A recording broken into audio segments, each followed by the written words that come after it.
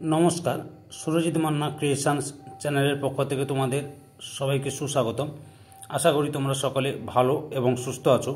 আমি তোমাদের জন্য এই ভিডিওটিতে তুলে ধরছি 2024 সালের তৃতীয় পর্যায়ক্রমিক মূল্যায়ন তথা থার্ড ইউনিট টেস্ট তথা থার্ড সামেটিভ ইভ্যালুয়েশনের পঞ্চম শ্রেণীর আমাদের পরিবেশ বিষয়ের একটি স্কুলের একটি প্রশ্নপত্র পেয়েছি।